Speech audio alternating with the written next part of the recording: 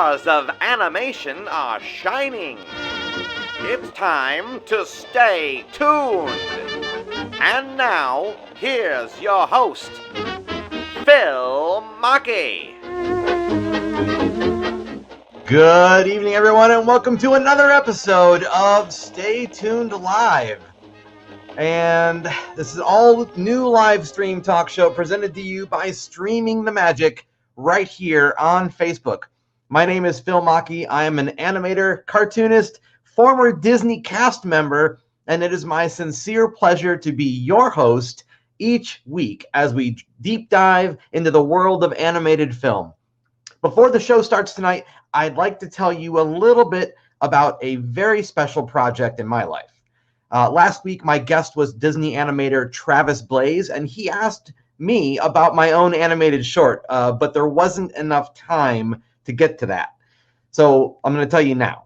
So for over 12 years now, I've been developing a series, a comic strip series called Retail Sunshine. You can see a little of those characters behind me now, actually. And as of this recording, there are 3 books published and a ton of merchandise. And most recently, an animated short is in development. This is a labor of love project for me. And I'm hand drawing every frame on paper with pen and pencil and crayon. Now, I'm hoping to have the short finished sometime this year, but if you'd like to follow my progress online, you can simply search Retail Sunshine right here on Facebook or on Instagram. I hope you guys like what you see, and remember to keep watching this space for the eventual big premiere. Okay, my special guest tonight is Dave Bossert. Dave is an award-winning author and inventor. For over 30 years, his contributions at Walt Disney Feature Animation have covered films such as The Nightmare Before Christmas, Aladdin, Who Framed Roger Rabbit, Beauty and the Beast, and Fantasia 2000, to name a few. He's here tonight to talk about his years working in feature animation, visual effects, to be specific, and his many book projects. Ladies and gentlemen, Dave Bossert. Hi, Phil. How are you? Oh, I just sort of popped up there. I was welcome. Almost startled me. That's okay. It's okay. I didn't mean to startle you, but I'm really very thankful to have you here. Welcome to Stay Tuned Live. Thanks for having me on. I appreciate it. I hope you had a great day in Austin, Texas. It was nice and toasty out here in Los Angeles. It was a very warm day here. Believe it or not, I celebrated the wonderful sun by planting a cactus. Nice. Very nice. Thank you. I was going to jump in the pool, but I didn't. So. It's a good day for that, but you've got plenty of those days ahead of you, I think. So don't worry. Yeah, absolutely. I wanted to jump right in here because we got a lot of ground to cover tonight, and let's get started with talking a little bit about effects animation. It's an absolutely vital component to animated film, but I think it kind of falls a little bit under the category of the unsung hero territory. Would that be an accurate statement?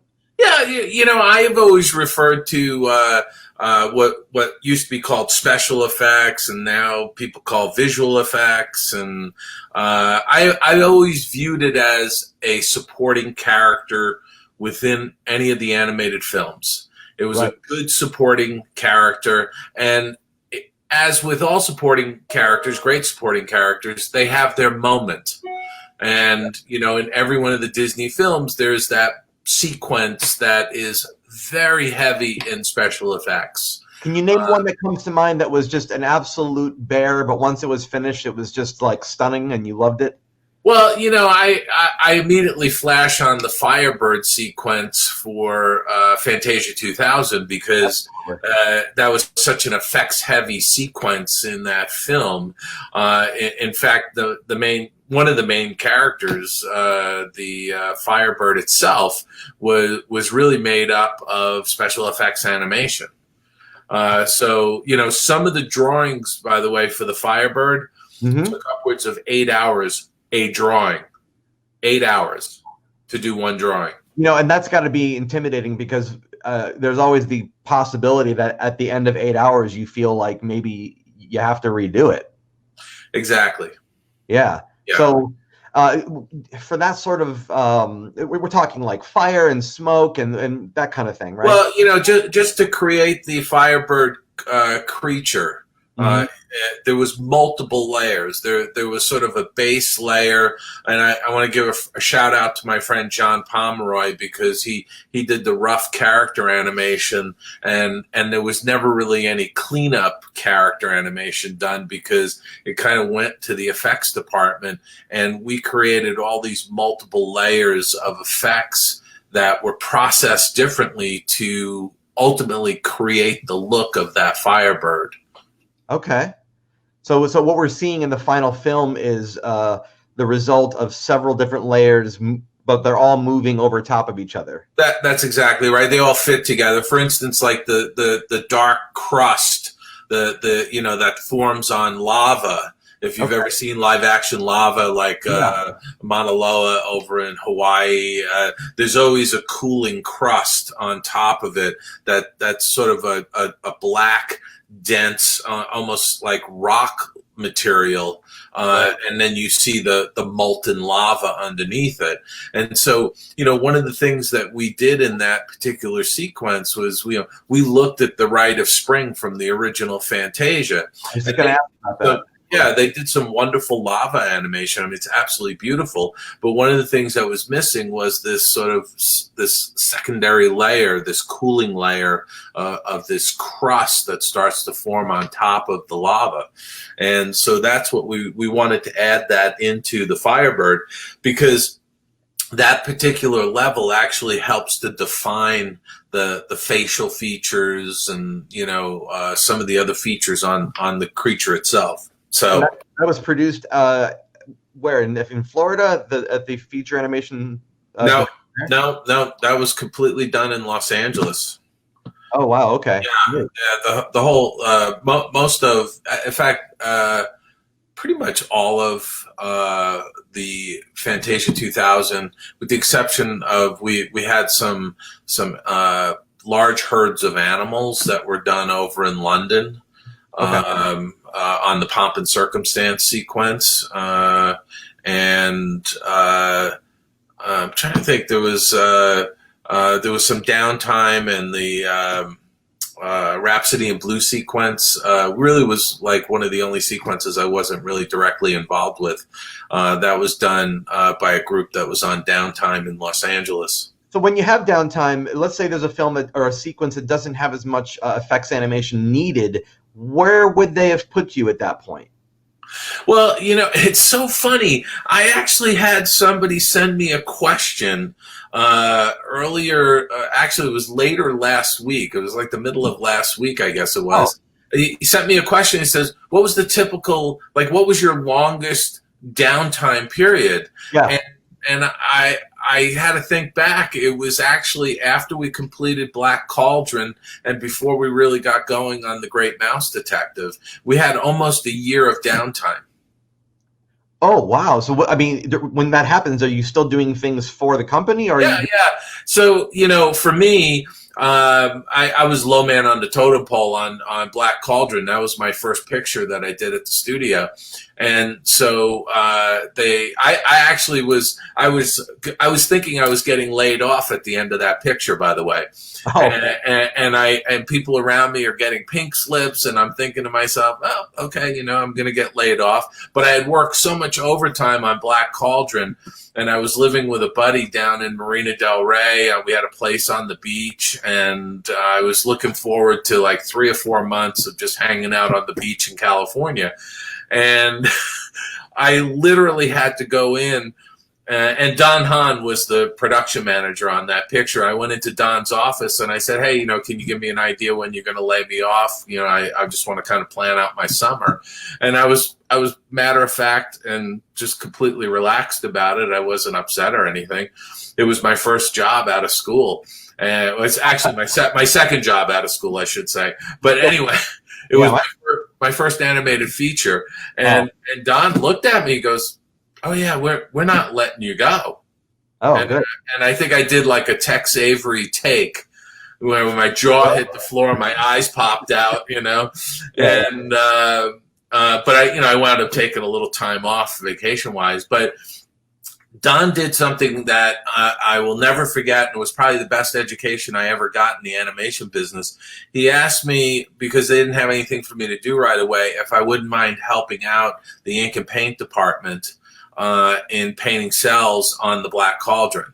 So, mind you, I had just finished doing, in-betweening and assistant work on effects for the Black Cauldron. So they put me into a unit with a lovely lady named Karen, oh gosh, her name just flashed on me, and I'm Karen Comella was her name. She headed up this little ink and paint unit, and naturally they gave me all the effects animation to paint, which was quite tedious and crazy to paint a lot of that stuff because there was so much detail and little bits flying around and whatnot. Some of the effects though in Black Cauldron were, correct me if I'm wrong here, but they looked as if they were referencing like they filmed something, and then that filming part. Yeah. So, and that's a great point. In fact, it's so funny you mention these things, and I can say I just wrote an article on that. Oh, cool. on camera operations, and I actually used some bits and pieces I have still from the Black Cauldron, and it's on Cartoon Research, Jerry Beck's Cartoon Research. Okay, yes. So if you go to Jerry Beck's, it's cartoonresearch.com. Okay. And along the top, there's a bunch of names. You'll see my last name in that jumble. And if you just click on my last name, you'll see it's actually the second article down because they just published the new article today that I put up. But I have some examples of the live action. So they did some like dry ice sort of smoke stuff coming out of the cauldron. They filmed that. Actually, live action effects have been used at the Disney studios going back to the 1930s. I was going to ask you that. Are there a lot of other feature animated films where there was a live action effect in it? Yeah, in fact, oftentimes you'll look at the Disney feature films and like Rain. A lot of times is live action Rain. And the Rain that they shot in the late 30s, early 40s for Bambi was stuff we were still using when I was at the studio. We used the Rain from that was shot, the live action Rain that was shot on Bambi. We actually used that in Pocahontas and Beauty and the Beast, and it was crazy. And so pre-computer days, the live action was printed out as stats, and it would be double exposed into the film when they shot it on cartoon cameras. But when we went digital, we had all of that material scanned. And so we were able to use that in the compositing process in the computers.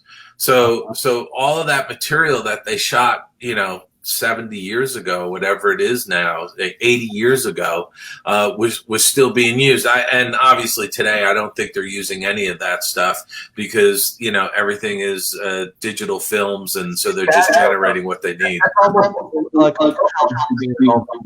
A what? The Wilhelm scream. It's that scream that keeps being used. It's almost like a Wilhelm scream. It's like reusing it as an homage to the original or something. Yeah, well, to some degree, it was not necessarily an homage, but it was a nice tip of the hat to the previous generation. But it was great stuff. And then certainly for like Black Cauldron, they shot new material that they needed to use, like the ectoplasm and the stuff coming out of the cauldron. And so there's a great litho neg on my attached to my article on Cartoon Network, Cartoon Research.com that you can actually see.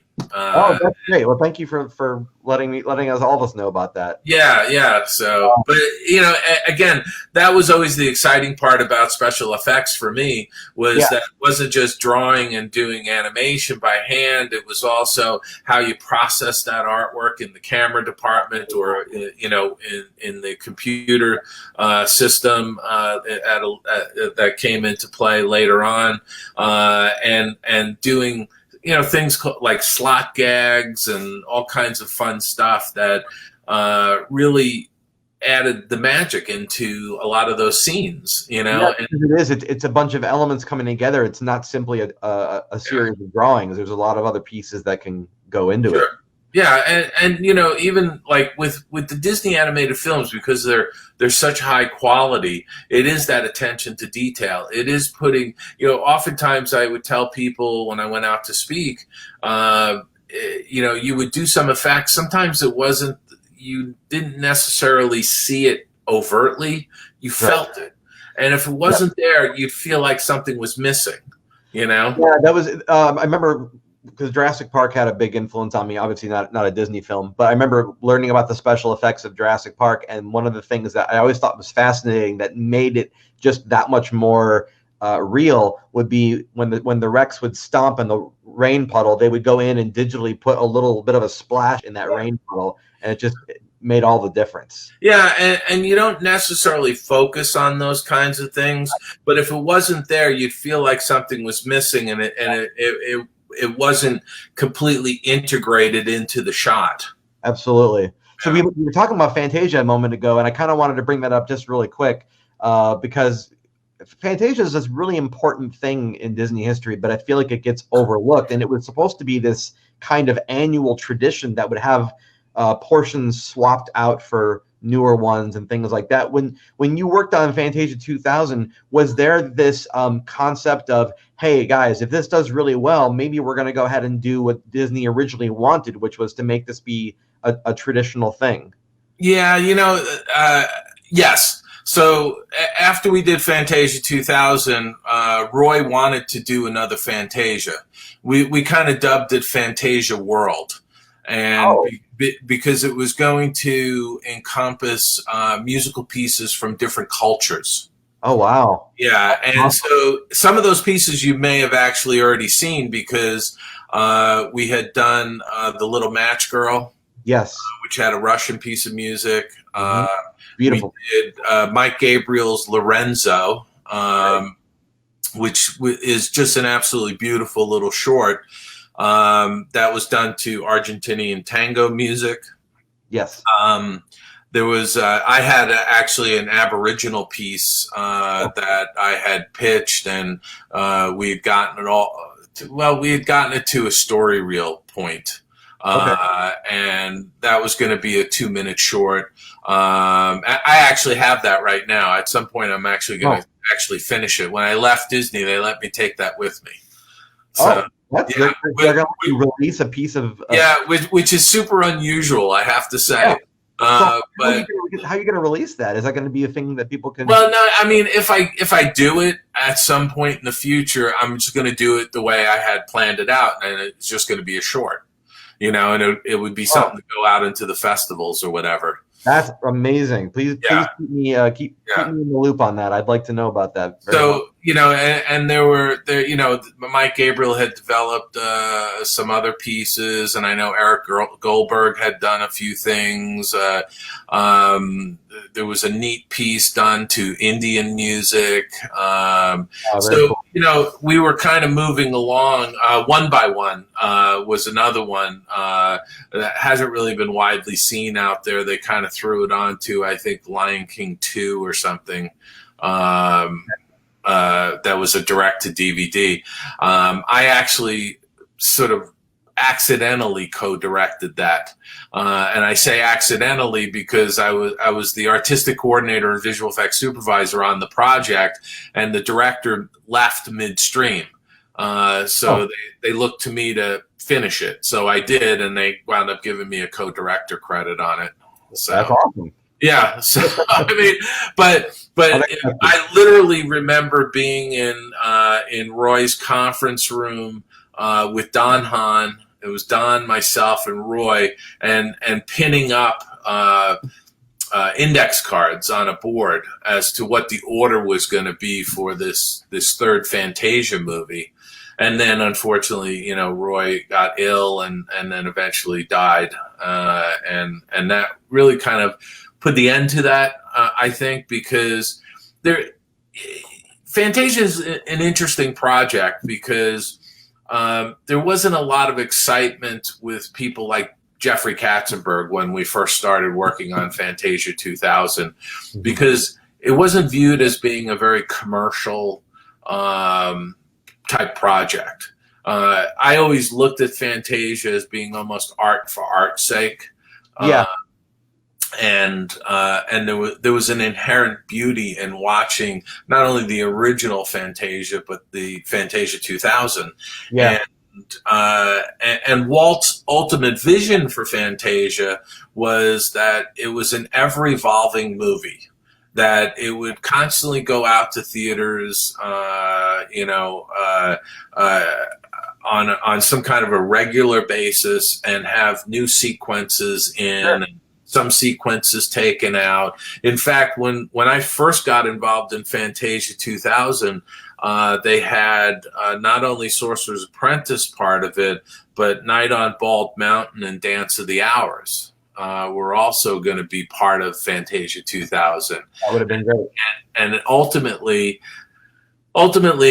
as we kept moving along working on the film, Bald Mountain and Dance of the Hours dropped away, and it was just going to be Sorcerer's Apprentice that would be restored and be part of Fantasia 2000.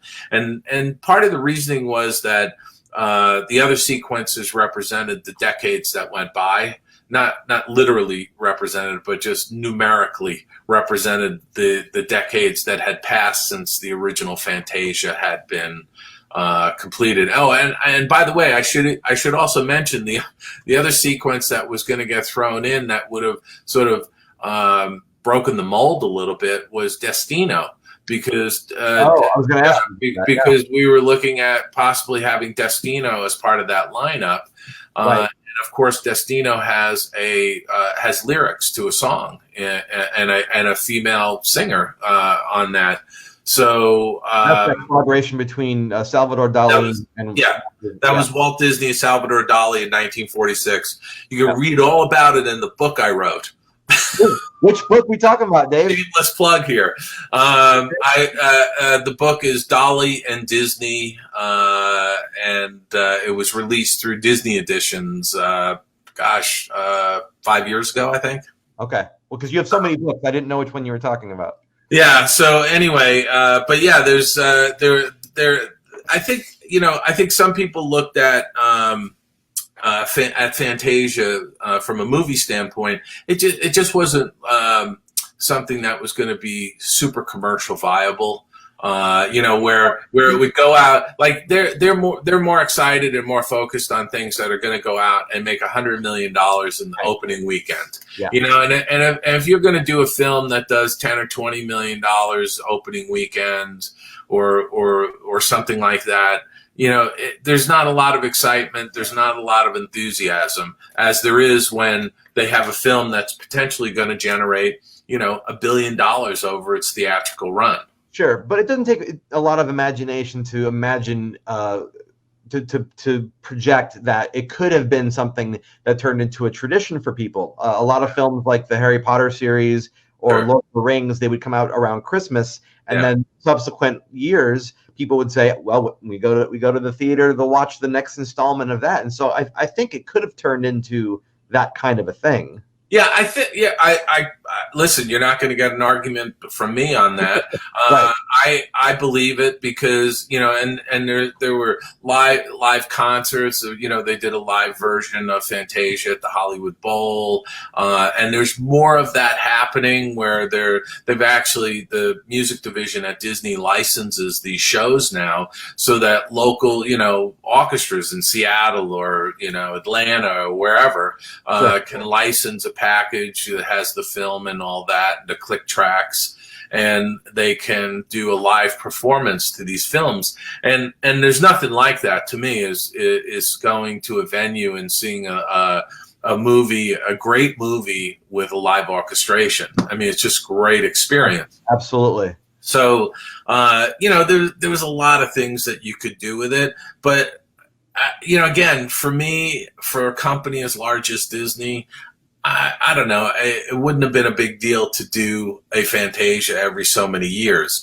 especially with the fact that they had this shorts program, and they would make these internal shorts, and half the time they never knew what to do with it, and there were always people changing out, and it was like, oh, well, we'll throw it into a festival and maybe we'll win some awards, or we'll expect to win an award, or we'll expect to win an Academy Award or something like that. And to me, I don't think they ever recouped, some of the money that they spent on some of those shorts. And but you could have looked at your shorts program as, okay, every 5 years we're going to have 5 new shorts, and then we're going to package those and we're going to release them into a feature with a couple of sequences from the other Fantasias, and you've got almost a free movie to some degree, you know what I mean? I agree. Yeah.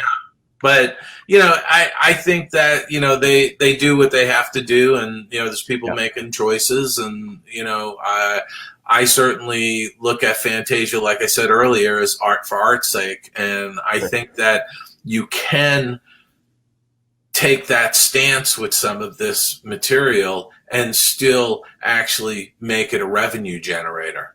Yeah, it just takes the creative spin on it. Especially, like you said, especially if you're reusing sequences from the past, it wouldn't be that much of a stretch to say you could make money on it. Eventually, you transitioned from effects animation and you went into this special projects division of Walt Disney. Can you tell me a little bit about what that was like? Because it sounds like it was a bit of a hodgepodge of a lot of things, right? Yeah, I mean, look, I always had people telling me I was a very entrepreneurial person while I was at the studio, and I was always jumping in and helping people on different things, and so when I finished Fantasia 2000, I kind of looked at Fantasia 2000 as being my swan song, if you will, for doing feature films. It was sort of like I didn't think I was going to work on something as great as that picture. Okay. For me personally, just artistically.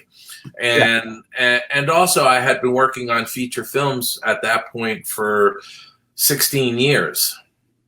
And so I was starting to feel a little antsy and wanting to do other things. And at the time, Tom Schumacher was president of Disney Animation, and he started asking me to do these oddball projects, like what I mentioned earlier, the Little Match Girl, and One by One, and Lorenzo, and then I got involved with Destino because Roy was executive producing that.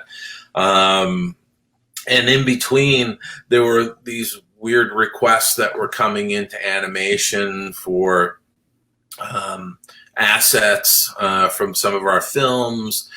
Could repurpose things for shows at the parks, and it just evolved into this special projects unit. It wasn't the first time that there was a special projects unit. Back during Walt's day, they just integrated those little projects within the animation department.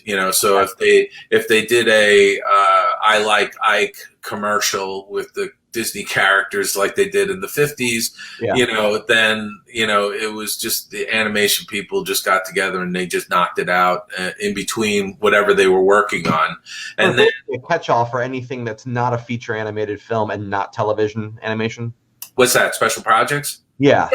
I mean, that's what my unit became, because we were doing essentially We were repurposing assets from existing properties. We were creating new assets. We were extending animation of existing animation. We did something on World of Color where if you know in Bambi, the skating sequence with Thumper and Bambi, it's a bunch of small scenes all intercut.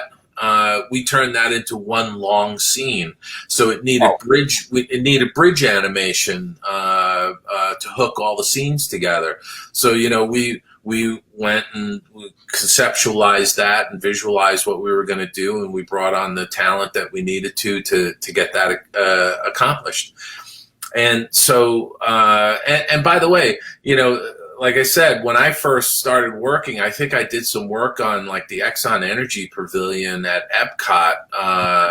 That some scenes came through the effects department when I was working on Black Cauldron, and so you were always kind of involved with there was always those little things coming in, and my philosophy was always anybody came in and said, can you help us? It was always, yeah, sure. What do you need? You always said yes.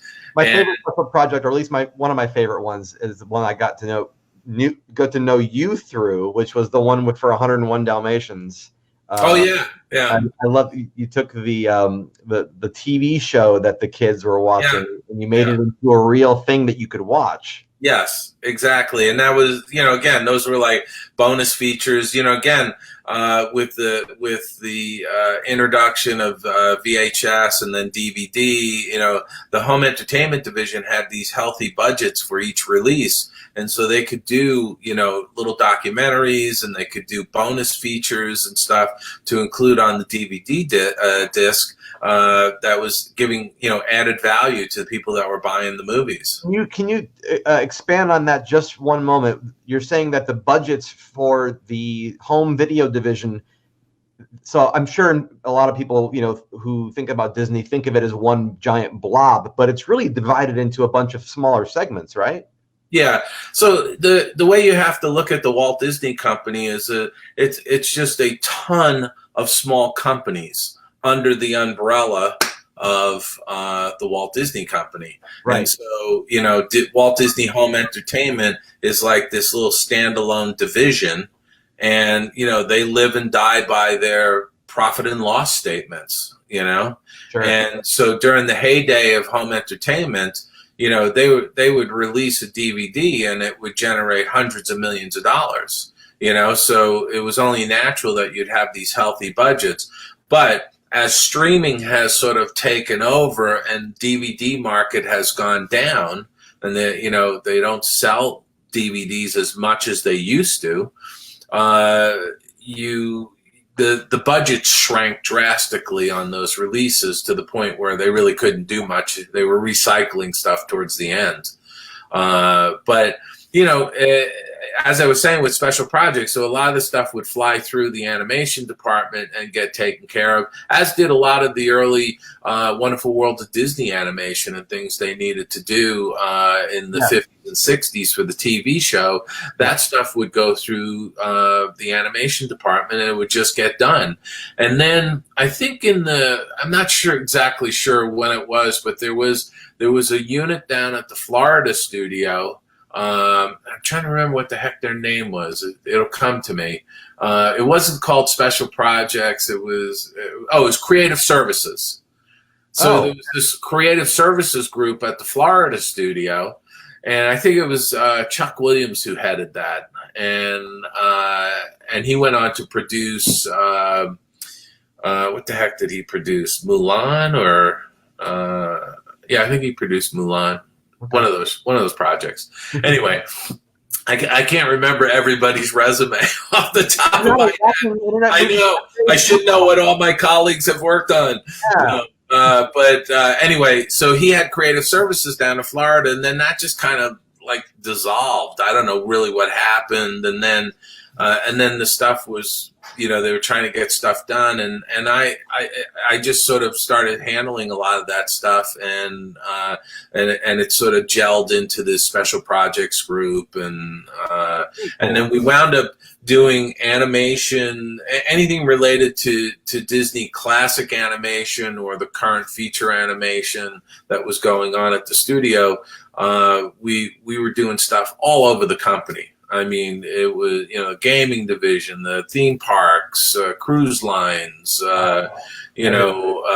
publishing, music, it goes on and on, Like basically, it's like you got a project you don't know what to do with. You just got to call Dave Bossert. Yeah, oftentimes, a lot of times I would get emails from somebody at some far-flung office, like, I remember one that came through. I came into my office. I was always an early person, so I would come into my office at 6:30, 7 o'clock in the morning, and I had this email from somebody in Japan, and they were remodeling their offices over there, and somebody wanted just an image of Steamboat Willie that they could have etched onto glass. For a conference room wall divider, to kind of make. Or outside of Disney. What's that? That they wanted that within the company. It was the Disney offices. I think it was in Japan, or I think it was Tokyo. Okay. And it was crazy stuff like that, and it was sort of like I could open a folder on my desktop and pull the image out and go, here you go, and it didn't cost them anything because. Why would it? You know what I mean? It's sort of like, we were helping out our colleagues around the company. So for tiny little things like single images or just pointing somebody in the right direction, we weren't going to charge them for that. Wow. And we always had, 8 to 10 different bigger projects in the department anyway at any given time. So taking 5 minutes to pull an image and send it to somebody and say, is this what you're looking for? And they go, oh my gosh, yes, that's it. And you're like, okay, bye. Have fun. Well, that's cool. And there's that kind of like this link between all the different parts of the company kind of gives you a way to keep in touch with everyone, I guess. Well, yeah, and it was just very gratifying to be able to have that kind of an overview of all the things that were going on. And also, what was kind of cool about it was that you might get sucked into a project at one division and you'd say, oh my gosh, we're doing X over at this other division, and I wonder if we can get some economies of scale here and share some of those resources. And so people wound up, they would save money and, on their budgets, and we'd still be able to give them great quality and all of that. So, it was a lot of fun. I had a really good time doing it and building that group up. And, we did a lot of very, very cool projects with a great team of people. And that's I think part of the real joy of it is working with a great team of artists and technicians and, production people. And it was fun. That's kind of the, I don't want to use the word danger, but I'll just say the word danger. That's kind of the danger with having something umbrellaed under a corporate name is people maybe forget that these projects are coming from individuals, and those each project has a different set of people creating them. But thankfully we got people like you who are highlighting things, folks like that. I'm going to segue. This is a very clever segue. I'm very proud of it. Into talking about Claude Coates and how you've written a book about him. I thank you for that. Yes, I'm in the midst of worry. I was writing away this morning. I'm almost done. I'm hopeful to be wrapping up my first draft in about 3 or 4 weeks. And Claude Coates is a great example of somebody who he's one of the unsung heroes. He's not necessarily a household name, and right. But I'm trying to make him a household name because he was really one of the most talented background painters at the studio during the golden age of animation at Disney. Yeah. But he was a 6 foot 6 inch tall guy. I mean, big man. I knew him, by the way. I met him. Nice. I met him early on in my career. I used to chat with him at the commissary at Imagineering back in the the mid 1980s, and incredibly nice man, very soft spoken, very sensitive artist. Very thoughtful. He had tremendous respect for everybody. He treated everybody just wonderfully. And here's a guy who did some of the most magnificent backgrounds at Disney Animation. If you look at Geppetto's workshop, yes, I mean the mastery that he had of watercolor, just the technical mastery of that medium is unbelievable. I mean, just gorgeous backgrounds that he did for Pinocchio, and also he worked on the Wishing Well sequence of Snow White. He did much of the background styling and color for Ferdinand the Bull, the Old Mill. Love the Old Mill. Yeah, so incredibly talented. By 1955, he was just finishing off work on Lady and the Tramp. Okay. And a lot of people don't know this, and there's a little bit of it in the book, and we have some neat photos of him. He did some painting for 20,000 Leagues Under the Sea. He did some of the maps that are in the chart room of the Nautilus, the large oversized maps. And so he's doing that. He finishes backgrounds on Lady and the Tramp. He's doing illustrations for the Golden Book of Lady and the Tramp that's going to release when the film releases. Oh my gosh. And then Walt asked him to build a model because Claude has an architectural background. He went to USC for architecture and then switched to fine art. But on Lady and the Tramp, he was building models of the some of the sets so that the artist could get sort of a dog's eye view of what the rooms look like and so on. So he liked to build models. And he did some Haunted Mansion work too, didn't he? Yeah, he did. But he wound up, Walt asked him to do a model, build a model of Mr. Toad's Wild Ride. Okay. And then he asked Claude to paint some of the flats in the model. And he thought nothing of it. He thought, Walt just wants me to help out here because Walt was building Disneyland, but Claude wasn't involved at that point. And then the company that was supposed to paint the flats for Mr. Toad's Wild Ride, they came to Walt and said, "We don't have the bandwidth to do it. We don't have the manpower, and we're not going to make the deadline." So Walt went to Claude and Ken Anderson and said, "You guys are going to paint the flats." And they wound up painting the flats in what was called the effects building on the back lot of the Burbank studio, which was this corrugated steel building. And they had the flats hanging there, and they painted these large scale flats for that ride. And really, I really put in the book that it was at that moment that Claude became an Imagineer. He's one of the original Imagineers that joined Wet Enterprises, and he started from that point on. He started working, and he said that was the beginning of his second career at Disney, because he had painted backgrounds for 20 years, and for him, he had sort of been there, done that. And so this was a natural transition for him, as an artist to grow, Sure.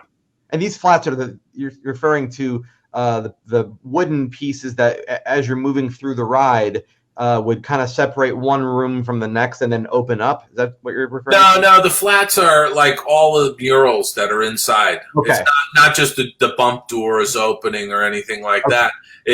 It's all the painted surfaces, with the characters on them and all that. Gotcha. All the scenes. That's awesome. That's huge. Yeah. That's a huge... And he actually painted the mural outside in the ride loading area.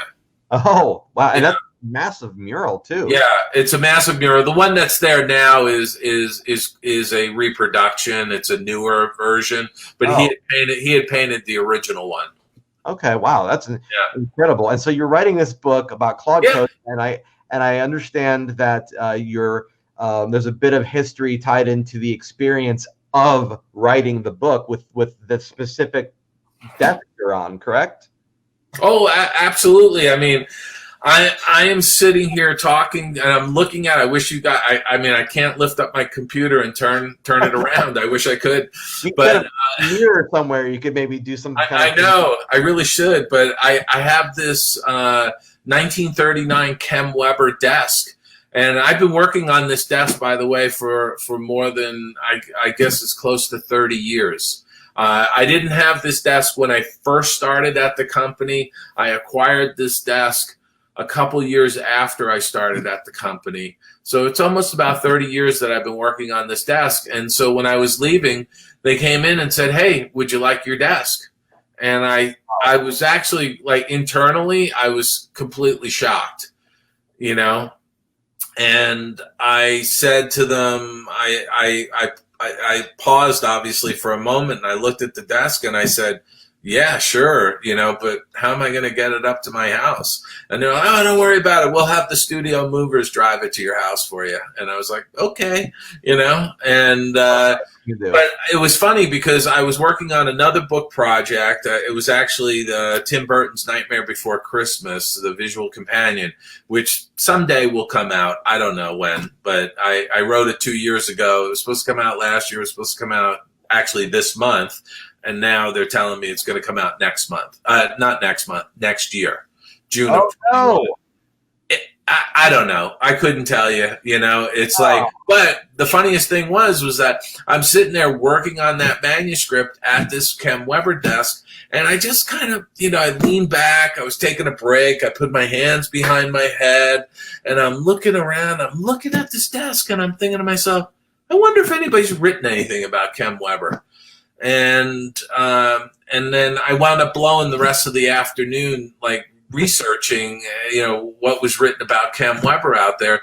And there really was nothing that documented this furniture. And he designed 22 pieces of furniture for Walt Disney Animation Studios back in 1939 when Walt had the Burbank studio lot built, you know, because prior to 1939, they were at the Hyperion studio. Okay. And so with the success of Snow White, Walt was able to buy this 52-acre lot in Burbank. And he was, you know, he had engaged Kem Weber, who is this, you know, notable mid-century architect. He was heading up the architectural and industrial design department at Art Center in Pasadena, you know, during the Depression. And so, you know, his philosophy was a holistic philosophy of design. And so it wasn't just about designing the building. It was designing the building, the interiors, and the furnishings that went in it. So there was a design thread that went through everything, and it all fit together beautifully. And in some sense, it kind of felt a little sterile to some of the artists initially because of the ramshackle nature of the Hyperion facility, you know. And so, you know, they were working on, at Hyperion, they had off-the-shelf wooden desks that they put angled drawing boards on and, you know, put shelving up behind the drawing boards to put their paper on and all of that. And so here they are coming into the studio, this brand new studio, and they've got animation desks that were designed to be animation desks with the shelving already integrated into them and all of those things. And so, you know, this was furniture that I kind of felt like, since there was nothing written about it, I wanted to write it. I went and interviewed a lot of the artists that I had worked with over the years in all the different disciplines. I interviewed, you know, people like Don Hahn and John Musker, who, you know, directed Aladdin and co-directed Aladdin and Little Mermaid and Hercules and Moana and a whole bunch of other films. Jim Coleman, the great fine artist today, was head of backgrounds at the studio years ago. And, you know, I interviewed him and Brenda Chapman and just, a ton of great folks. Roger Allers is another one. He co-directed Lion King. I went and either I talked to them in person or we did a Skype interview and just got their thoughts on the actual furniture. What they think of it, what was it like working on this, and everybody had their own different take on it and their own different stories, but it's like the furniture has a soul to it because, when you think about it, like, who worked on this desk, and somebody, I'm not sure who it was, but years ago, back in the 80s, somebody was going around with a marker and writing underneath the desk, out of sight, under the drawing board, like who might have had that desk, because all these old timers were starting to retire, And so that adds to the provenance of the furniture itself. That was Eric Larson's desk, or that desk belonged to Jack Buckley in the effects department. Because once these guys had these desks, a lot of times they worked on them for 20, 30, 40 years. Yeah. And so there's this beautiful patina to the desk, and there is kind of a soul to it, and for me, even though like I was moving up the ladder and I eventually wasn't on the board as much, I was producing, I was a creative director and things like that. I always kept this desk in my office, and that was just, I had dragged it around with me from office to office over the decades while I was at Disney. So to be able to leave the studio with it and now have it as my writing desk is, now I think I'm going on, 35 years or something working on this desk, and but it really does, it's like an old shoe, I come into my office and I slip into this old shoe every morning and I feel comfortable sitting here and I work away. Beautiful. Well, before I go over to there might be questions from the audience. So if anybody is thinking of something, feel free to put that question in there, and I'll go ahead and we'll address that here in just a moment. I wanted to just kind of bring up one more thing that I thought was really fascinating while I was doing a little research about you, Dave. And in my mind, you are kin to Ub Iwerks in certain ways because. Ub was an animator, of course, at Disney, a major animator, but he also was this technical, mechanical, creative inventor. He was a genius. Yeah, he was an absolute genius. I wouldn't consider myself even close to that. But you're also, how many animators are also inventors? And you also have invented stuff, right? That's something I do. I was fortunate that I have a couple of patents. That and $2 will get me on the subway in New York, but as far as I'm concerned, like those patents, they grew out of an idea I came up with. Okay. I visualized something that I said, wouldn't it be cool if we could do X?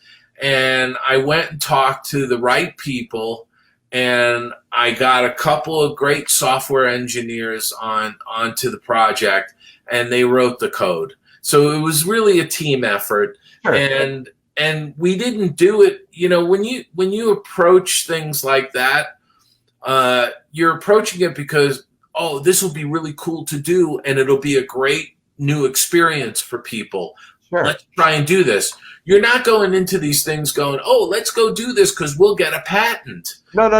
It's more like necessity is the mother of invention, sort of. Yeah, absolutely. But we went about doing this because we thought it was a cool way of repurposing some existing assets that were created for the 3D Beauty and the Beast. And it worked really well, I have to say. And it wasn't until like a year later, one of the software engineers came down to my office and says, "Hey, they think we can get a patent." And I was like, "Well, that's cool," and so we filled out the paperwork, which was me just putting my X at the signature line, and and then you forget about it. And then it was like 2 years later that you find out you got a patent award. And then I just found out last month that the same idea spawned a second patent. So I just got a second patent award. Congratulations. But it was the team that did it. It really, I mean, you have to look at it from the standpoint that, you don't do these things by yourself. There's always a group of people. Even like, any of these animated films or animated projects, there was always a team effort. You always brought these great people together, and out of those things, out of that sort of combination of talent, you did some wonderful things that in hindsight turned into great things, but you were just trying to, keep your head above water and get these movies finished. We always had a running joke that we never finished a movie. We never finished a movie. We just released it, because there was always tinkering that you wanted to do with stuff. Yeah. And that's very evident when they were doing the 10-year anniversary re-releases. There would be some new sequence that gets put in, or the directors had a wish list of things they wanted to fix and all of that stuff. So, well, I completely relate to that, and I've heard that from painters and sculptors, and I think that's a universal artist sort of feeling. We have time for a couple questions. I'll just kind of relay them to you here. We've got Hallie, who is in the room, and she wants to know, what is Dave's favorite Disney animated movie? Well, for me, it's Pinocchio. Oh, I think, I think for me, Pinocchio is such a lush movie. It really is the pinnacle of the art form in my mind. It's something to strive for from a quality standpoint, from a detail standpoint, just from the skill level of the artistry. Absolutely. And filmmaking. I mean, I will always tell people to this day that scene where the kids turn into the donkeys is one of the creepiest things to watch. We got Ryan in the room, and Ryan says, Dave, what's one of your favorite projects that doesn't seem to get a lot of attention comparatively? I think, to me, it's like Fantasia 2000, it's Destino, it's those kinds of projects that I hold near and dear to my heart, and by the way, I'll go back as far as my first picture, Black Cauldron. The Black Cauldron really doesn't get much in the way of notoriety or airplay. But I will tell you, back in the 1990s, I did some special screenings internally at Disney Animation of the Black Cauldron. Yeah. And it was always standing room only in the theater because so many people at that point had never seen the movie because it wasn't screened that frequently. If ever, actually. I don't think they ever did I don't even think they did a re-release on the movie. No, I don't think so either. It's that old adage of they don't want to put time and attention to something that doesn't bring them money, but the argument you could be made, if you don't let people know about it, how could it ever get an audience to begin with? Yeah, I'm telling you, I think if they decided on an anniversary to screen the Black Cauldron at the El Capitan in Hollywood, they'd probably sell out all the shows in a weekend because so many people have never seen that film projected on the big screen. Yeah. And when you look at the Black Cauldron, it has some incredible animation. There are young animators that the baton was being passed by the old timers, the 9 old men. Absolutely. And you had these young bucks like Glenn Keane at the time, and Andreas Deja and Phil Niblink and people like that who were grabbing that baton and trying to show what they could do. And so there's some really great artistry in the movie. It falls apart, really. The story isn't the greatest story. They tried to do too much. There was too many cooks in the kitchen on the story. And the movie was finishing up while there was a big management change out happening at the Disney studio. And so it really just kind of like fell through the cracks in my estimation. When Michael Eisner, Frank Wells, and Jeffrey Katzenberg came into the studio, Jeffrey looked at the Black Cauldron and wanted to see if they could, re-edit the movie to make it to make the story flow better, but then it would have required to have new animated scenes done, and they didn't want to put any more money into it, and they just kind of chalked it up to that was the old regime. It had nothing to do with us. We're moving forward, And so, but that it was a good question, So there's very good question. There's still some love out there for Black Cauldron. But Dave, I we're kind of out of time, so I just want to thank you first of all for spending your time and just sharing your experiences with all of us. I really genuinely appreciate it. Sure. And if people want to learn more about you, obviously they can go to davebossert.com. DavidBossert.com. I have a bunch of articles I've written over the years on animation under the articles tab. You can see some of the books that I have out, all of that junk. One on Oswald, of course. We got an Oswald book. Oswald the Lucky Rabbit. There's not only the regular edition, but there's also the special edition that came out last year with updated text and some images and stuff. And that actually, the special edition comes with a half a dozen lithographs. They're in an envelope on the back, inside back cover. So you can all that information is up on my website. At some point you'll be hearing about my 3D Disneyland book, which is coming out later this year, and there's a soft cover version of the Kem Weber book coming out. And you make sure you let me know about that, and I'll make sure I communicate that on the Stay Tuned community page. And so I will send you all that information as it becomes available. And I appreciate you, Phil. Thank you very much for having me on. I really appreciate it. And thanks to your audience, for those people that tuned in. I appreciate it. Thank you very much. Thank you, Dave. Talk to you soon. All right, guys. Well, first of all, thank you all so much from the bottom of my heart for being here tonight, for supporting this show. It means the world to me. It is a continuation of a show, a podcast that I've done for 2 years now called Stay Tuned. So this is kind of a new incarnation of it. This is a video form of the show. So thank you guys. Please share this video with anyone you think might be interested. And I can only tell you that I will continue to do my best to bring you great content. So thank you for sharing it with those that you think would love it. I also want to take a moment to thank all of my Stay Tuned patrons. Your support, guys, continually encourages me each month and helps make it possible for me to keep doing what I do as an independent creator. So if you'd like to get involved, visit patreon.com/Philmaki to learn more about the various reward tiers, and you can sign up for free today. Of course, every bit of support does help. While you're at it, go ahead and check out my original comic books at philmaki.com, and be sure to say hi to me on Instagram, Twitter, and Facebook under the handles of both Retail Sunshine and also Philmaki. Be sure to join, please, the amazing Stay Tuned community that's growing on Facebook. It's a free thing you can do. There's daily news typically from around the world of animation, so you can get involved now at facebook.com/groups/Stay Tuners. I've been Phil Maki. You've been a wonderful audience. And until next week, keep those eyeballs peeled, those ears open, and be sure to stay tuned.